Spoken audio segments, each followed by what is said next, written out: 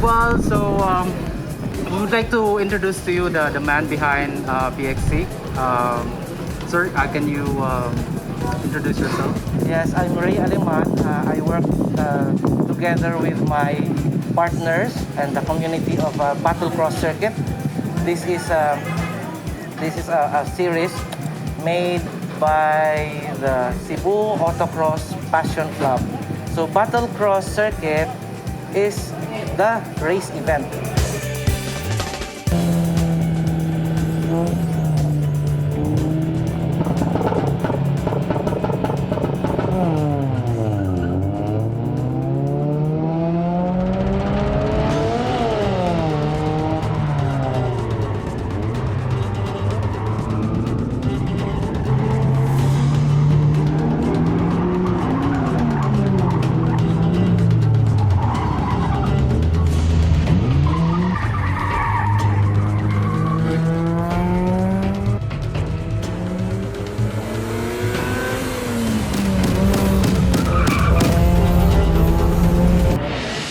Battle Cross Circuit is open to all. Okay, we just call it a community because everybody is welcome. So regardless of what car you drive, regardless of your status in society, we don't care. We treat everybody here the same, and the main goal is to have fun and to really push your car to the limit with other racers during the battle.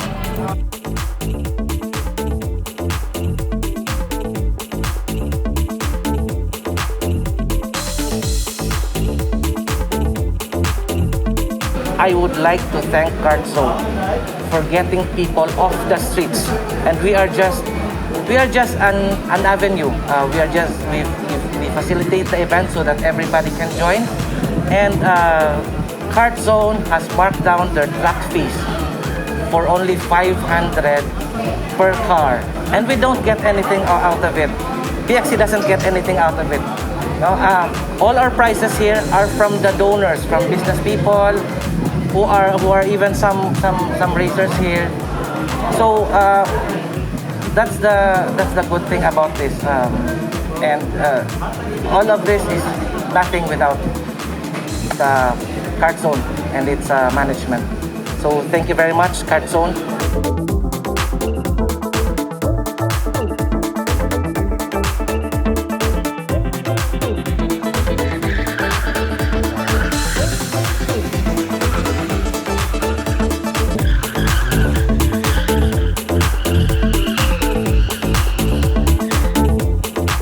Please follow the Cebu Autocross Passion Club.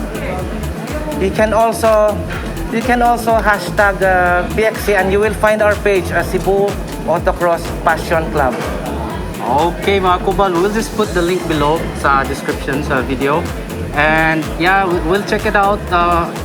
Ang ilahang page, ang ilahang social media account para updated mo, especially if you are interested in joining. So again, as what Sir said, this is open no matter what car you are driving. Exactly, sir. Yeah, so as long as you are car enthusiast, you are very welcome. Sir, thank you so much. Thank you, sir. Thank you, Kubal TV. Yes, Kubal TV. Please follow them also.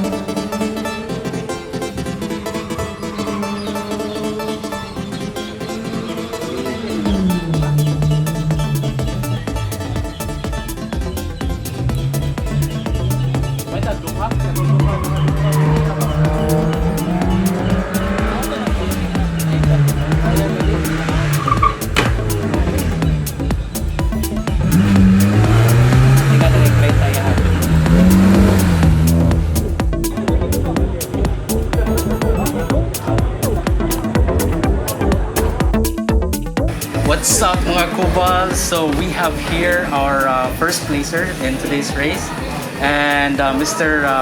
Yaron Messina. Thank you so much, sir, for giving us time.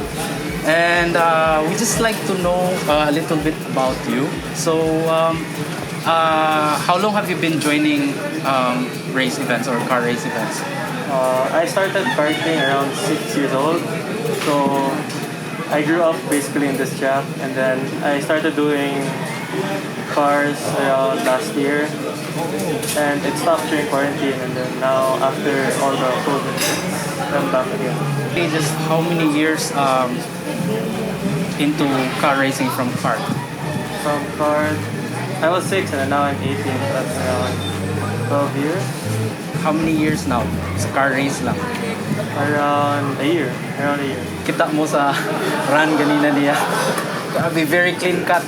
And ang drift lang daan ganina, so amazing kayo. Grabe kayong maneuver. So congratulations, sir. That was a really good run, and you deserve winning this event. Have you tried joining like outside Cebu race? I tried AAP in Bohol, and that's it because of COVID. I wasn't able to go out to Cebu. Have you joined outside Cebu or international race? I joined Asia Karting Open Championship in Manila before, and that's it. Just like Seven, no? They grew up in this track. So, mo day, murag muscle memory na ninyo ang mga turns dire. Yeah. Okay. So, home court advantage, mga Kubal. And thank you so much. That was really a good run, and congratulations. Thank you. What's up, Kubal? By the way, do you have like a social media account sa mga fans? Messina Yaron. Messina Yaron, not Messina Yaron. Oh, that's Instagram? Instagram, yeah. Okay, mga Kubal, let's follow Messina Yaron.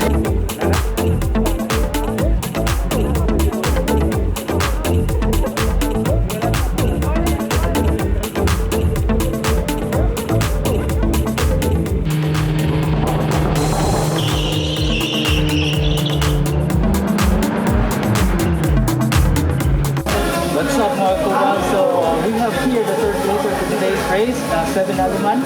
And let's get to know a little about Seven. Oh, hi Seven. How was the experience today? How was your race?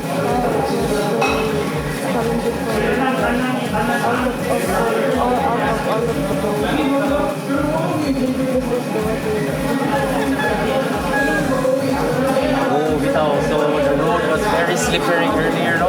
Earlier this morning, it was raining, but yeah, I saw his run, very good. Limpyo kayo ang mga drift, mga maneuver sa curve, very nice. And how long have you been into racing? You're very young, like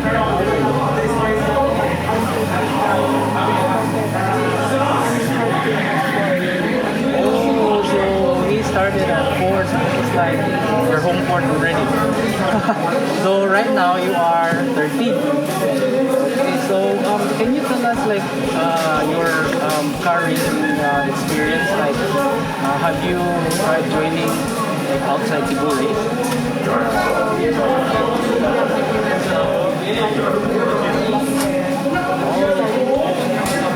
Okay, wow. So any major awards from those international race? Okay, but how about within Philippines? Like, I think we have a circuit in Batangas. Oh? Have you tried racing in Batangas? In Clark and in Batangas. And what car did you use? Which car? Drive and drive. Okay, congratulations, young man. So that was a very good run here, and we did our to say. Okay, I'll count. 1, 2, 3, go. 1, 2, 3, go. What's up, Kubal? Thank you.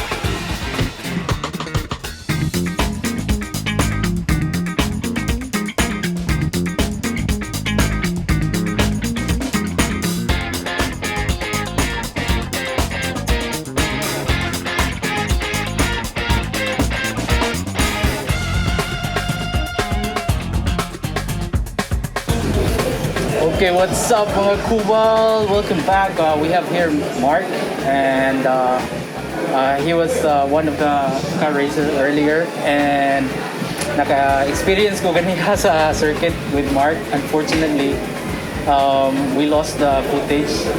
I don't know what happened. Maybe na kulbaan lang ko. Kaya murag napisitan ako, na-stop na ako for some reason. But Mark, would like to know a little more about you. Like, how long have you been into car racing? I started racing 2016, and putol-putol lang kanang dili nang go pirmi nga naa kay due to work di ko kalibra yun. So lately lang jud ko nibalik ko kana racing last month. Ako nagsugod balik nga practice ko. Actually di jud ko ingon nga kabaw gyud, pero gusto ko man kamot lang nga makaton na ang unsay kuan sa uban ba. So maminaw ko, katon ko balag dili daw basta lingaw na ko makaton na murag na ko aim good. Then syempre usa aim na to nga makadaog, pero kung di man at least nakaton, at least na lingaw ko gasto man siya, pero fun nang hobby man to, passion na to racing dito. Wala pasok sa Bitaw, tinuod na. I mean, that's the most important part of it. Like, you are passionate about what you're doing. So, yeah, pildi daog, lingaw man kayo, no? Pero humble kayo. Kasakay ko kanina kita ako unsa sa ni gahi sa kani nga racer si Mark. Kita ako kanina giunsa niya pagdaog. Di ba daog mo ka to? Natong sa atong race kanina, atong sakay ko. Daog mo ka to? feel na ko. Oh, feel yun. Feel ako. Pero nalupot yun. Wala na video. Collector kayo po yung wala na video. Oh, TV!